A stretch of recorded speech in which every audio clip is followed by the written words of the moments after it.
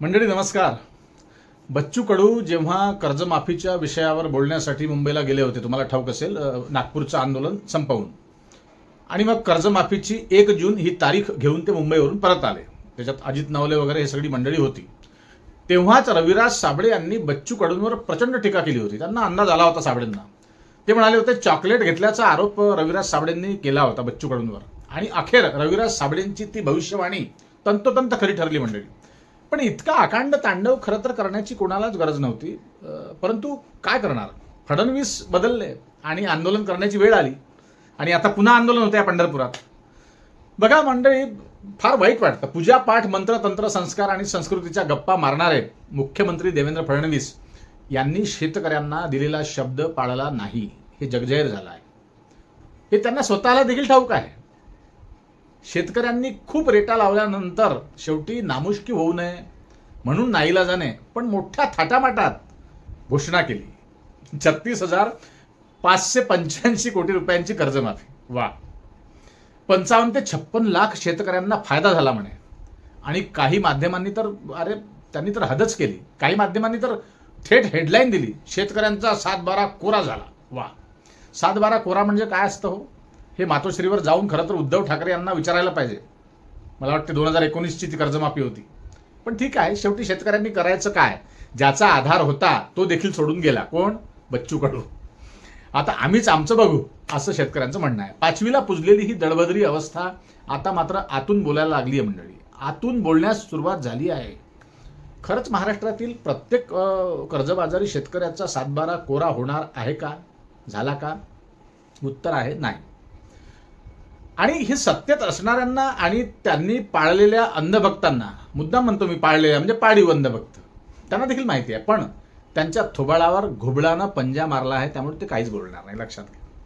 सरकारने ज्या योजनेला मंजुरी दिली आहे त्यात 2 लाख रुपयापर्यंतच्या थकीत पीक कर्जालाच माफी लागू होणार आहे, हे लक्षात घ्या. पुन्हा बोडकं जरा जागरूक ठेवा शेतकऱ्यांनो. 2 लाखांपेक्षा जास्त कर्ज असणाऱ्यांसाठी वेगळी OTS म्हणजेच एकर कमी तडजोड योजना ठेवण्यात आली आहे. म्हणजे ज्याच्या नावावर समजा 3 लाख 4 लाख किंवा 5 लाखाचं कर्ज आहे, त्यांचं संपूर्ण कर्ज माफ होणार नाही, हे तुम्हाला कळलं असेलच. आता जरा गणित बघा, आकडे बघा. एका शेतकऱ्यावर समजा 1,90,000 रुपये कर्ज असेल तर त्याला पूर्ण फायदा मिळू शकतो. व्याज जास्त झालं असेल तर ते नाही. पण दुसऱ्या शेतकऱ्यांवर समजा 4 लाखाचं कर्ज असेल तर त्याला फक्त 2 लाखापर्यंतचा दिलासा आणि उर्वरित रक्कम भरण्याची जबाबदारी कायम राहणार आहे. समजा 2 लाखाचं कर्ज ते 2.5 लाख तुमचं व्याजासहित झालं असेल तर ते त्याला जबाबदार सरकार नाही. 50,000 तुम्हाला भरावे लागेल पहिले आधी, नंतर तुमचं ते 2 लाख माफ होईल. मग सांगा, हा 7-12 पूर्ण कोरा झाला का हो? आणि दुसरा मुद्दा लक्षात घ्या.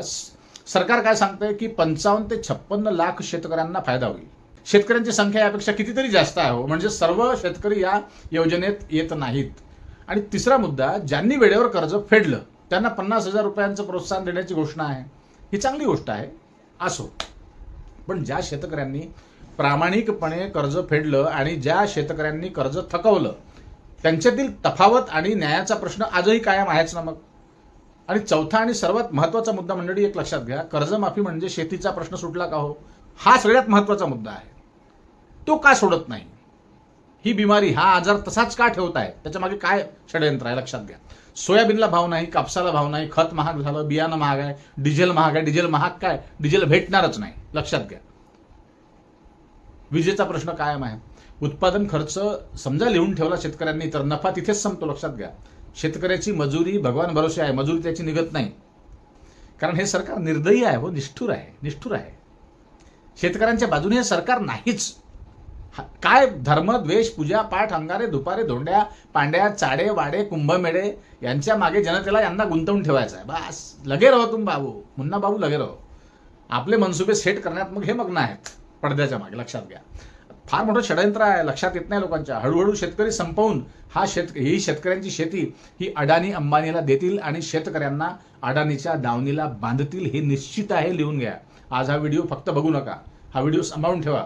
आणि विशेष म्हणजे काही अंधभक्त तुमच्या शेजारी पाजारी असतील, शेतकरी अंधभक्त आहेत काही मूर्ख, त्या शेतकऱ्यांना हा व्हिडिओ दाखवा. त्यांना सांगा, धर्माच्या आधी पोट असतं आणि पोटासाठी काम करावं लागतं आणि कामाचे पैसे मिळवावे लागतात. हिंदू मुसलमान अंगारे दुपारे यांनी भलं होत नाही. सामान्य माणसांच्या हातून हे राजकारण केव्हाच निसटलेलं आहे, केव्हाच. आता सर्वांच्या हातात या सरकारने धतुरा दिला आहे. धतुरा, हा त्याला चोपडा, पॉलिश करा, त्याला सातबारा कोरा करतोय सांगून शेतकऱ्यांची मतं मिळवली, सत्ता मिळवली आणि आता आपला रंग अगदी सरण्यासारखा बदलवला. आकड्यांचं गणित मांडून शेतकऱ्यांना फसवण्याचं काम केलं. त्यामुळे ही फसवी कर्जमाफी योजना आहे. या कर्जमाफीला जे काही नाव असेल त्या काय ते नाव द्यायचे होतं कर्जमाफीला. महात्मा फुले कर्जमाफी, अहिल्याबाई होळकर कर्जमाफी, कशाला नाव द्यायचे? तर नावांनाच बदनाम कशाला करायचं? सर्वात आधी तर बोलायचंच नाही मंडळी. मग तुम्ही स्वार्थासाठी बोलले ना, तुमची सत्ता तुम्हाला हवी होती त्यासाठी बोलले ना तुम्ही, आणि शेतकऱ्यांना खरोखर मतदान शेतकऱ्यांनी केलं ना तुम्हाला, मग तुम्ही असं बदलून जायला पाहिजे का हो? आणि आता तुम्ही आकड्यांचा खेळ मांडताय, तुम्ही मूर्ख समजताय शेतकऱ्यांना. मूर्ख समजताय शेतकऱ्यांना. 20 लाख, 25 लाख, 50 लाख, 1 करोड शेतकरी असतील, त्यामधले अर्धे मूर्ख बनतील, अर्धे बनतील का हो? अहो, स्मार्टफोन आहे प्रत्येकाच्या खिशात, प्रत्येकाच्या घरी लेकरं शिकलेले आहेत. आता शेतकऱ्यांची लेकरं शिकलेली आहेत. इतकं मूर्खात काढणं ही कर्जमाफी नाही, ही कर्ज वसुली आहे. एका अर्थाने लक्षात घ्या. आता काही छोट्या शेतकऱ्यांच्या लक्षात ही गोष्ट येणार नाही, गंमत येणार नाही. कारण तुम्हाला माहिती आहे ना की उपरतं दिलं की माहीत नसतं. एखाद्याचे उसनवारीचे पैसे आपण घेतले किंवा आपले पैसे दुसऱ्याकडे असेल आणि त्याने जर आपल्याला थोडे थोडे पैसे दिले तर ते आपल्याला पैसे माहीत पडत नाही. तशा पद्धतीची ही कर्जमाफी आहे मंडळी. ही कर्जमाफी नाहीच, ही कर्ज वसुली आहे. आणि आता पंढरपुरात रोहित पवारांचं ते आंदोलन सुरू आहे, उपोषण सुरू आहे. आता कोणावर विश्वास ठेवायचा राव? शेतकऱ्यांचा विश्वासही कोणावर राहिला नाही. बच्चू कडू असं वाटलं होतं का हो? त्यांची विकेट गेली, तेही गेले. त्यांचे समर्थक म्हणतात बच्चू कडू साहेबांनी किती दिवस त्रास सहन करायचा. व्हेरी गुड, चांगली गोष्ट आहे. शेतकरी त्यांच्या मागे नव्हते हाही त्यांचा आरोप होता.